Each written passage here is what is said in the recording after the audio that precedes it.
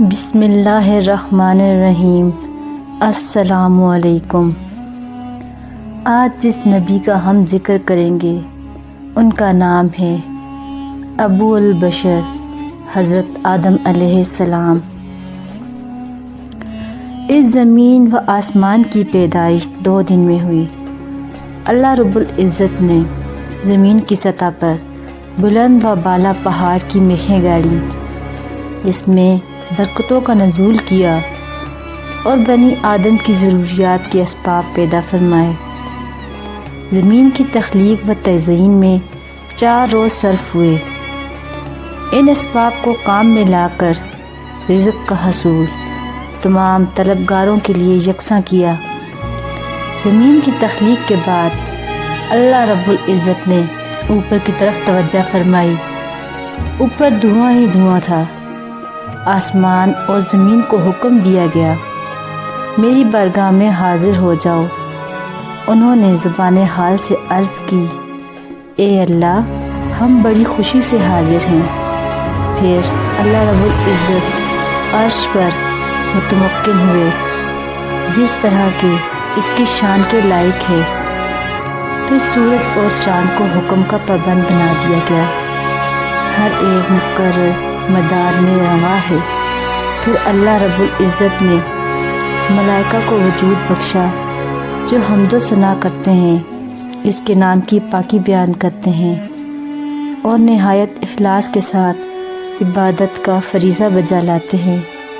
کائنات کی تخلیق کے بعد اس کی مشیت اور حکمت نے آدم خاکی کی تخلیق کا ارادہ فرمایا تاکہ اسے زمین میں آباد کر سکے۔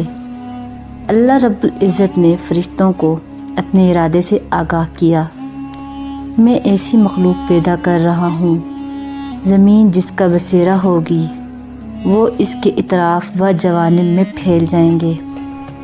زمین کی نباتات اس کی خوراک ہوگی اور زمین کا سینہ انواع و اقسام کی فصلیں اگائے گا، اور ان سے زمین نسل در نسل آباد ہوتی چلی جائے گی۔ فرشتے ایسی مخلوق ہیں جنہیں اللہ رب العزت نے صرف اپنی بندگی کے لیے خاص کر رکھا ہے۔ انہیں گوناگون نعمتوں سے نواز رکھا ہے، انہیں خصوصی انعام و اکرام عطا کیے ہیں اور اپنی رضا کے حصول کی کامل توفیق عطا کر رکھی ہے۔ فرشتوں کو یہ بات پسند نہ آئی کہ اللہ رب العزت اپنی عبادت کے لیے کسی اور مخلوق کو پیدا فرمائے۔ وہ ڈر گئے اور سوچنے لگے کہ کہیں ہم سے کوئی غلطی تو نہیں ہو گئی، یا ہم کسی کی حکم کی مخالفت تو نہیں کر بیٹھے۔ انہوں نے فوراً تسبیح و تحلیل کی اور بارگاہ رب العزت میں عرض گزار ہوئے، اے اللہ، ہمارے سوا عبادت کے لیے کسی اور مخلوق کو تخلیق کرنے کی کیا وجہ ہے؟ کیا ہم سے کوئی خطا ہو گئی ہے؟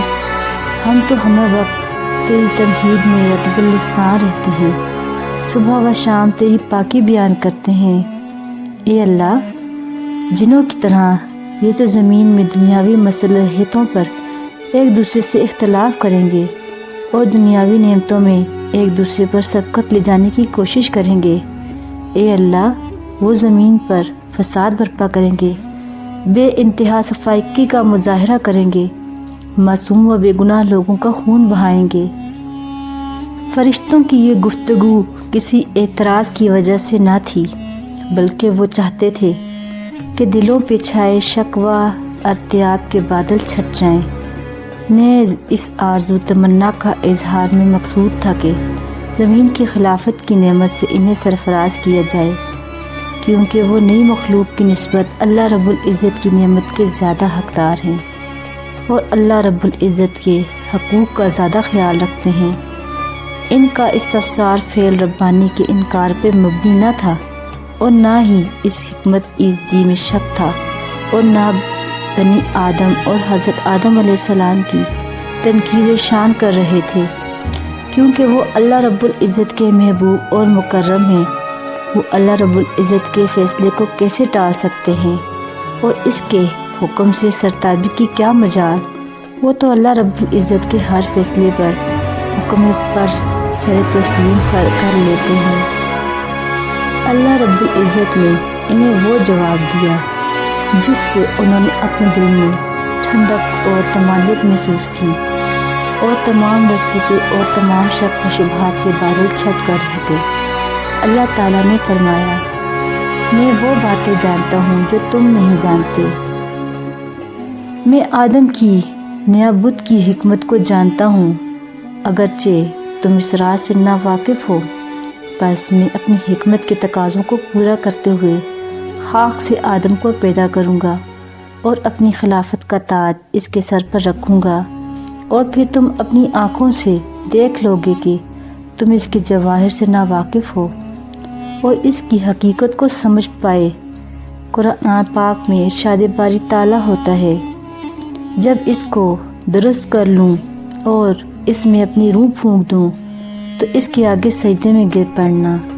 اللہ رب العزت نے آدم علیہ السلام کو کھنکھناتی ہوئی مٹی سے پیدا کیا، جو پہلے سیاہ اور بدبودار گارا تھی۔ پھر اس نے اپنی روح پھونکی تو اس میں زندگی کی لہر دوڑ گئی اور وہ بے عیب بشر بن گیا۔ جب اللہ رب العزت حضرت آدم علیہ السلام کے جسد خاکی میں روح پھونک رہے تھے تو لاکھوں فرشتے قطار در قطار کھڑے یہ منظر دیکھ رہے تھے۔ زندہ ہونے کے بعد حضرت آدم علیہ السلام فرش خاک سے اٹھے تو خداوند قدوس کے حکم سے انہیں وحشت میں لایا گیا۔ وحشت کے ایک خوبصورت حصے میں جہاں دودھ اور شہد کی نہریں بہہ رہی تھی اور گھنے درختوں پر خوش الحان پرندے سما باندھ رہے تھے، ایک درخشاں تخت بچھایا گیا اور حضرت آدم علیہ السلام کے سر مبارک پر ایک زرعی تاج رکھ کر انہیں تخت پر بٹھا دیا گیا۔ اللہ رب العزت اپنی قوت کا ملا سے جانتے تھے کہ آج فرشتوں کے ساتھ ایک اہم مکالمہ ہونے والا ہے، اس لیے حضرت آدم علیہ السلام کو ہر آزمائش سے گزارنے کے لیے تیار کر لیا گیا۔ اللہ رب العزت نے حضرت آدم علیہ السلام کو تمام اہم چیزوں کے نام سکھا دیے تھے، اور یہ نام حضرت آدم علیہ السلام کے قلب و ذہن میں نقش تھے۔ اللہ رب العزت نے ان سے کہا، ان اشیاء کے نام بتاؤ۔ ہزاروں لاکھوں فرشتے مبہوت کھڑے رہ گئے۔ ان میں نہایت برگزیدہ فرشتے جبرائیل علیہ السلام، میکائیل علیہ السلام، اسرافیل علیہ السلام اور عزرائیل علیہ السلام بھی تھے۔ ان سے کوئی جواب نہ بن پڑا تو انہوں نے نہایت عاجزی سے کہا، اے قادر مطلق، ہمیں ان اشیاء کے نام معلوم نہیں، ہمیں تو وہی کچھ معلوم ہے جو اللہ نے ہمیں سکھایا ہے، بے شک تو بڑے علم والا اور حکمت والا ہے۔ فرشتوں نے متفقہ طور پر اپنی لا علمی اور عاجزی کا اظہار کیا تو رب کائنات نے حضرت آدم علیہ السلام سے کہا، اے آدم، اب تم ان چیزوں کے نام بتاؤ۔ اللہ رب العزت کا حکم ملتے ہی حضرت آدم علیہ السلام نے تمام اشیاء کے نام فرشتوں کے سامنے بیان فرما دیے۔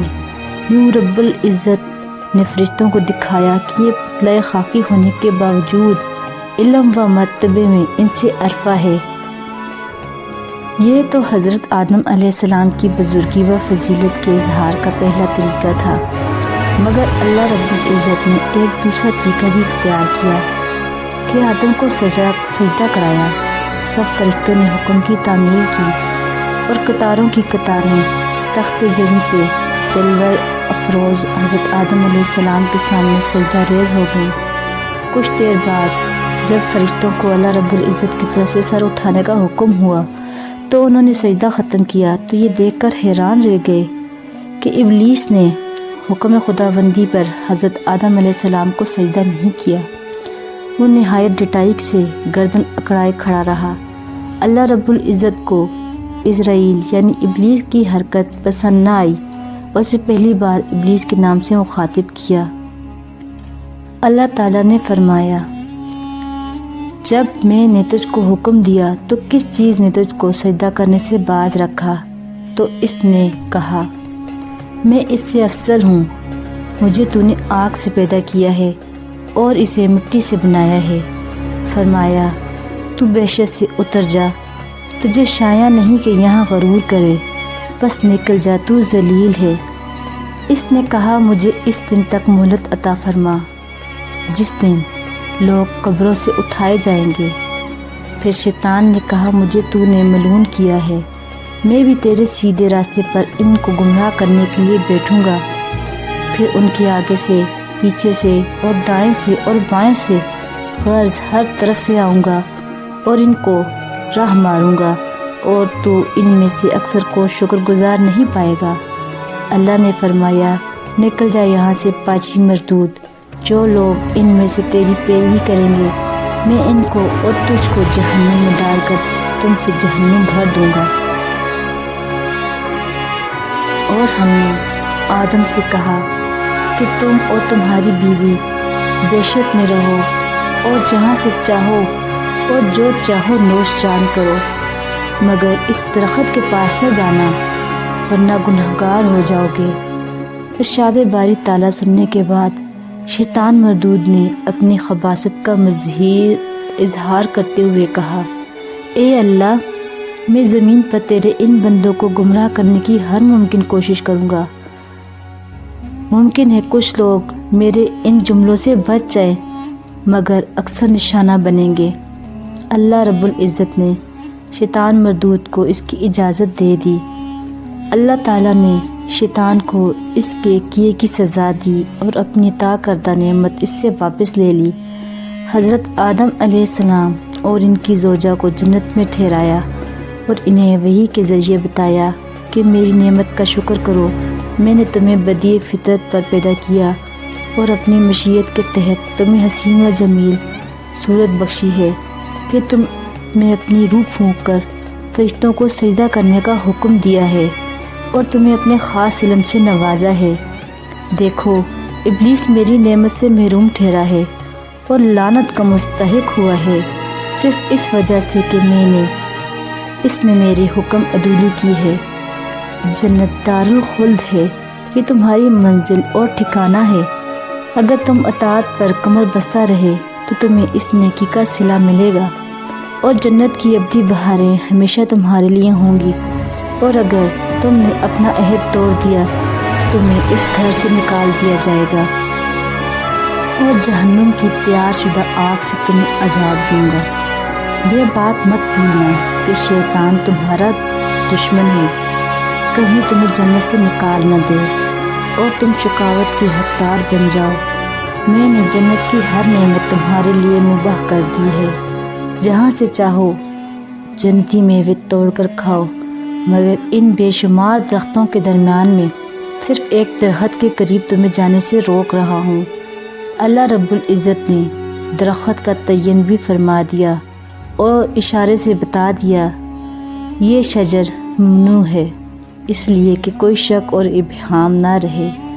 حضرت آدم علیہ السلام اور حضرت اماں حوا علیہ السلام کو تنبیہ کر دی، اور اگر تم اس درخت کے قریب گئے تو تمہارا شمار بھی ظالموں میں ہوگا، اور اگر میرے حکم پر ثابت قدمی سے عمل کرتے رہے تو اس کے صلے میں تمہیں کئی اور نعمتوں سے نوازا جائے گا، یعنی جنت میں تمہیں بھوک نہ لگے گی اور نہ پیاس ستائے گی، اور نہ ہی سطر چھپانے کا اہتمام کرنا پڑے گا، اور نہ ہی اکتاہٹ اور تھکاوٹ محسوس کرو گے۔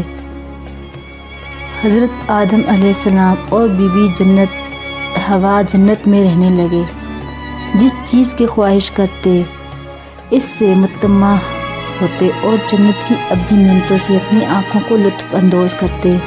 ابلیس بھلا حضرت آدم علیہ السلام کو اس قدر آرام و آسائش کو کیسے برداشت کر سکتا تھا؟ انہیں جنت کی بہاروں سے لطف اندوز ہوتا دیکھ کر چل بھن کر رہ جاتا۔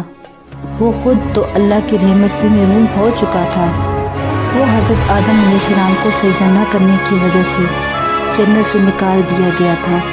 اس نے پختہ ارادہ کر لیا کہ وہ حضرت آدم علیہ السلام کی قدر و منزلت اور سہولتوں کو ختم کر کے ہی رہے گا، اور ان کے ہاتھ سے یہ نعمت گراں مایہ سلب کروائے گا۔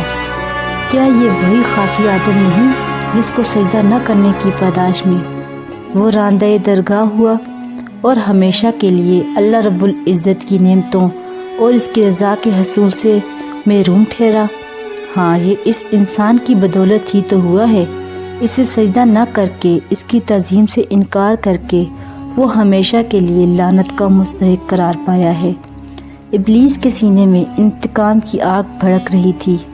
وہ موقع کی طاق میں تھا کہ اسے کوئی موقع میسر آئے اور وہ حضرت آدم علیہ السلام کو راہ سے بھٹکا دے۔ وہ انتقام لینے کے لیے مچل رہا تھا۔ وہ حضرت آدم علیہ السلام کی عزت کو داغدار کرنے کے لیے مچل رہا تھا۔ شیطان چپکے سے جنت میں داخل ہو گیا۔ اس نے وسوسہ انگیزی کر کے حضرت آدم علیہ السلام، حضرت حوا علیہ السلام دونوں کو یہ باور کرانے کی کوشش کی کہ وہ ان کا خیر خواہ ہے، انہیں مخلصانہ نصیحت کرنا چاہتا ہے۔ اس لائن نے حضرت آدم علیہ السلام اور حضرت حوا علیہ السلام کو بہکانے کے لیے ایڑی چوٹی کا زور لگا دیا۔ اس نے مکر و فریب کا کوئی طریقہ نہ چھوڑا جسے کام میں نہ لایا ہو، اور وہ دجل و ابلیس اور مکر و فریب کا کوئی دروازہ نہ تھا جس پر دستک نہ دی ہو۔ اس نے ان کے سامنے اپنی محبت کا اظہار کیا اور بڑے محبت بھرے لہجے میں کہا۔ جب اس نے محسوس کیا کہ حضرت آدم علیہ السلام اور ان کی زوجہ حضرت حوا علیہ السلام ان کی باتوں میں نہیں آ رہے اور مخالفت پر قائم ہیں، تو اس نے قسم اٹھا کر کہا، میں تمہارا خیر خواہ ہوں، تمہارا دشمن نہیں، میں تو صرف تمہیں نقصان سے بچانا چاہتا ہوں۔ شیطان نے حیل و بہانوں سے اپنے مقصد کی صحت اور رائے کے مصائب ہونے کا یقین دلایا۔ آخر حضرت آدم علیہ السلام اور حضرت حوا علیہ السلام اس لعنتی کی باتوں میں آ گئے اور اس کی بات مان لی اور ان سے لغزش ہو گئی۔ حضرت آدم علیہ السلام اور حضرت حوا علیہ السلام نے جب حکم ربانی کو نظر انداز کیا تو اللہ رب العزت نے اپنی نعمت سلب کر لی اور انہیں جنت کی ابدی نعمتوں سے محروم کر دیا۔ پھر ارشاد ہوا، غرض مردود نے دھوکہ دے کر ان کو معصیت کی طرف کھینچ ہی لیا۔ جب انہوں نے اس درخت کے پھل کو کھا لیا تو ان کی 70 کی چیزیں کھل گئی اور وہ بیشت کے درختوں کے پتے توڑ توڑ کر اپنے اوپر چپکانے لگے۔ تب ان کے پروردگار نے انہیں پکارا کہ کیا میں نے تم کو اس درخت کے پاس جانے سے منع نہیں کیا تھا اور بتا نہیں دیا تھا کہ شیطان تمہارا کھلا دشمن ہے؟ حضرت آدم علیہ السلام اور حضرت حوا علیہ السلام اللہ رب العزت کی بارگاہ میں حاضر ہوئے اور اپنی غلطی پر ندامت اور شرمندگی کا اظہار کیا اور عرض کرنے لگے کہ پروردگار، ہم نے اپنی جانوں پہ ظلم کیا، اور اگر تو ہمیں نہیں بخشے گا اور ہم پر رحم نہیں کرے گا تو ہم تباہ ہو جائیں گے۔ اللہ تعالیٰ نے فرمایا، تم سب وحشت سے اتر جاؤ، اب سے تم ایک دوسرے کے دشمن ہو اور تمہارے لیے ایک وقت مقرر تک زمین پر ٹھکانا ہے۔ اللہ رب العزت نے زمین کی زندگی میں حضرت آدم علیہ السلام کے لیے ضروریات رکھ دی اور ان ضروریات کو پورا کرنے کا دعویٰ بھی فطرتاً ودیت کر دیا اور بتا دیا کہ وہ راحت کا دور اختتام کو پہنچا۔ جنت سے نکلنے کے بعد اب تمہیں ایک نئی طرز کا سامنا ہے۔ تمہیں 2 راستوں میں سے ایک راستے کا انتخاب کرنا ہوگا، ہدایت کا راستہ یا گمراہی کا راستہ، ایمان اور فلاح کی راہ یا کفر یا خسارے کی راہ۔ جو صراط مستقیم اختیار کرے گا اور اللہ کے بنائے ہوئے اصولوں کے مطابق زندگی بسر کرے گا، وہ وساوس شیطانی اور مکر و فریب سے محفوظ رہے گا، اور جو ان اصولوں سے روگردانی کرے گا اور شیطان کے قدم بقدم چلے گا، اس کی زندگی کا جامہ تنگ ہو جائے گا اور اس کا شمار ان بختوں میں ہونے لگے گا جن کی تگ و دو کا مرکز دنیاوی زندگی کی آسائش ہوتی ہے، جنہیں شعور کی نعمت سے محروم کر دیا جاتا ہے، اور جو زندگی کی حقیقتوں سے منہ موڑ کر سمجھتے ہیں کہ وہ جو کچھ کر رہے ہیں یہی صحیح ہے اور فلاح کا ضامن ہے۔ حضرت انس بن مالک رضی اللہ عنہ تعالیٰ سے روایت ہے کہ رسول اللہ صلی اللہ علیہ وسلم نے فرمایا، اللہ تعالیٰ نے جب آدم کی صورت گری کی اور جب چاہا ان کا جسد پڑا رہنے دیا، ابلیس اس قالب یعنی اس جسم کے گرد پھرا کرتا تھا۔ جب اس نے دیکھا کہ اس کے اندر تو جوف یعنی پیٹ ہے تو اس نے جانا یہ مخلوق مستقیم نہیں رہے گی۔ واحد بن منبہ کہتے ہیں اللہ تعالیٰ نے جیسا چاہا اور جس سے چاہا بنی آدم کو پیدا کیا اور تخلیق کی مطابق بنی آدم کی تکمیل ہوئی۔ وہ کتنا اچھا بابرکت بہترین خالق ہے۔ اس نے مٹی اور پانی سے آدم کو بنایا۔ اس نے گوشت، خون، بال، ہڈیاں، جسم سب کچھ بنایا۔ یہی فرزند آدم کی ابتدا آفرینش ہے جس سے وہ پیدا ہوا۔ بعد میں اس میں سانس پھونکی جس کی بدولت وہ اٹھتا ہے، سنتا ہے، دیکھتا ہے۔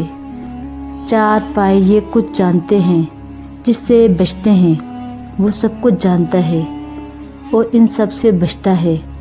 پھر اس میں جان ڈال کر اس کے باعث حق و باطل، ہدایت اور گمراہی میں امتیاز کر سکا۔ اس کی طفیل بچتا ہے، آگے بڑھتا ہے، ترقی کرتا ہے، چھپتا ہے، سیکھتا ہے۔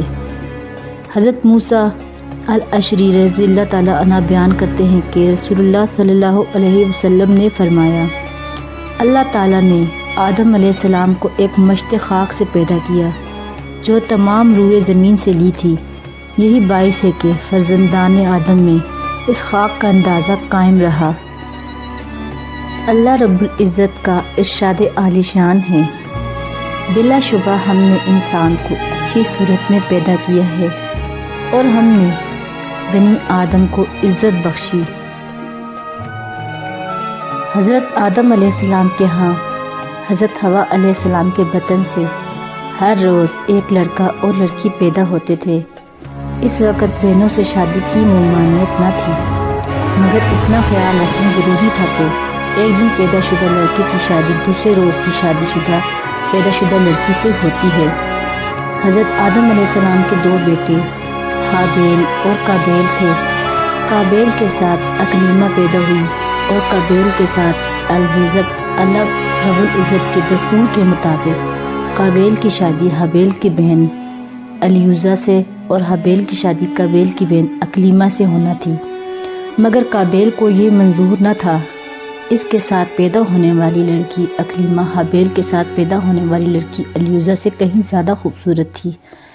یہ چاروں بچے اپنے والد کی کفالت میں عہد شباب کو پہنچے، یہاں تک کہ زندگی کی شادابی ان کے جسم میں بھر گئی اور قوت شباب اپنے عروج کو جا پہنچی۔ دونوں بچیاں بھی بلوغت کی عمر کو پہنچ گئی۔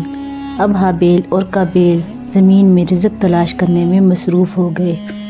حضرت آدم علیہ السلام نے دستور کے مطابق قابیل کی بہن اکلیمہ کو حابیل کے نکاح میں دینا چاہا، مگر قابیل اس کا طلبگار تھا، حالانکہ یہ اس کے ساتھ پیدا ہوئی تھی اور اس کا نکاح اس کے ساتھ جائز نہ تھا۔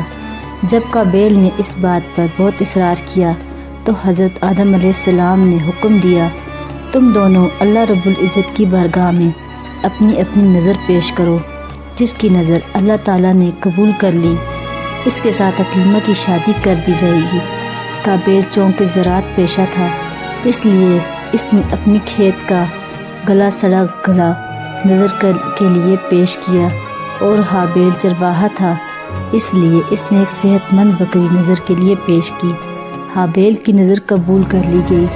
قابیل نے یہ دیکھا تو بگڑ گیا اور اس نے حابیل سے کہا، میں تمہیں قتل کر دوں گا۔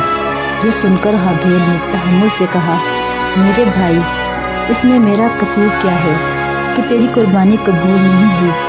اصل بات تو یہ ہے اللہ تعالیٰ متقیوں کی قربانی قبول کرتا ہے۔ قابیل یہ سن کر مشتعل ہو گیا اور وہ موقع کی تلاش میں رہنے لگا۔ آخر اسے ایک دن موقع مل ہی گیا اور اس نے اپنے بھائی حابیل کو قتل کر دیا۔ قابیل کے قتل کرنے کے بعد بڑا پریشان ہوا کہ حابیل کی لاش کیسے ٹھکانے لگائے۔ آخر اللہ رب العزت نے اس کی یہ مشکل حل کر دی۔ انہوں نے 2 کووں کو بھیجا جو آپس میں لڑنے لگے۔ ان میں سے ایک کوا ہلاک ہو گیا اور دوسرا زندہ بچ جانے والے کوے نے زمین کھود کو مردے کوے کی لاش کو چھپا دیا۔ ارشاد باری تعالیٰ ہوا، اور اے محمد ان کو آدم کے 2 بیٹوں حابیل اور قابیل کے حالات جو بالکل سچے ہیں پڑھ کر سنا دو کہ جب ان دونوں نے اللہ کی جانب میں کچھ نیازیں چڑھائی تو ایک کی نیاز تو قبول ہو گئی اور دوسرے کی قبول نہ ہوئی۔ تب قابیل حابیل سے کہنے لگا میں تجھے قتل کر دوں گا۔ اس نے کہا کہ اللہ پرہیزگاروں کا ہی نیاز قبول فرماتا ہے، اگر تو مجھے قتل کرنے کے لیے مجھ پر ہاتھ چلائے گا تو میں تجھ کو قتل کرنے کے لیے ہاتھ تجھ پر نہیں چلاؤں گا۔ مجھے تو اللہ رب العالمین سے ڈر لگتا ہے، میں تو چاہتا ہوں کہ تو میرے گناہ میں بھی ماخوذ ہو اور اپنے گناہ میں بھی اہل دوزخ میں ہو، اور ظالموں کی یہی سزا ہے۔ مگر اس کے نفس نے اپنے بھائی کے قتل ہی کو ترغیب دی، اس نے اسے قتل کر دیا اور خسارہ اٹھانے والوں میں ہو گیا۔ اب اللہ نے ایک کوا بھیجا جو زمین کو خریدنے لگا تاکہ اسے دکھائے کہ اپنے بھائی کی لاش کو کیوں کر چھپائے۔ کہنے لگا مجھ سے اتنا بھی نہ ہو سکا کہ اس کوے کے برابر ہوتا کہ اپنے بھائی کی لاش چھپا دیتا۔ پھر پشیمان ہوا، اس قتل کی وجہ سے ہم نے بنی اسرائیل پر یہ حکم نازل کیا کہ جو شخص کسی کو ناحق قتل کرے گا، یعنی بغیر اس کے کہ جان کا بدلہ لیا جائے یا ملک میں خرابی کرنے کی سزا دی جائے، اس نے گویا تمام لوگوں کو قتل کیا۔ جو اس کی زندگانی کا موجب ہوا تو گویا تمام لوگوں کی زندگانی کا موجب ہوا۔ حابیل اس سرزمین پر قتل ہونے والا وہ پہلا شخص تھا۔ قابیل نے اپنے بھائی حابیل کو مار ڈالا، یوں وہ دوزخی قرار پایا اور دنیا میں ہونے والے تمام کشت و خون کا شریک قرار دیا گیا۔ جب حضرت آدم علیہ السلام کی وفات کا وقت قریب آیا تو حابیل کے سوا آپ کے تمام بیٹے زندہ تھے۔ جب آپ کی طبیعت زیادہ خراب ہوئی تو آپ نے اپنی اولاد سے کہا اب میرا وقت آخر قریب آ چکا ہے، قریب ہے کہ میں دنیا سے کوچ کر جاؤں، میرا قائم مقام میرا بیٹا شیش ہوگا۔ سب اس کی فرمان برداری کرنا۔ سب نے اقرار کیا ہم شیش کے مطیع ہوں گے اور اس کی فرما برداری کریں گے اور اسے اپنا سربراہ تسلیم کریں گے، اس کی ہدایات پر عمل کریں گے۔ یہ سن کر ابو البشر حضرت آدم علیہ السلام نے سکون کا سانس لیا۔ پھر انہوں نے اپنے مواحدین سے کہا مجھے تنہا چھوڑ دو۔ سب لوگ وہاں سے چلے گئے اور آپ یاد الہی میں مشغول ہو گئے۔ اس عالم میں آپ کی روح قلب انصری سے پرواز کر گئی، کف سے انصری سے پرواز کر گئی۔ حضرت آدم علیہ السلام کی تدفین کے لیے حضرت جبرائیل علیہ السلام جنت سے کفن لے کر آئے۔ آپ نے حضرت آدم علیہ السلام کی نماز جنازہ پڑھائی۔ اس میں آپ کی زوجہ حضرت حوا علیہ السلام اور تمام بیٹیاں بھی شریک تھیں۔ تدفین کے بعد 2 برس تک آل آدم تربت آدم پر موجود رہی، پھر سب بھی اپنے اپنے علاقوں کی طرف روانہ ہو گئے، اور یہاں حضرت آدم علیہ السلام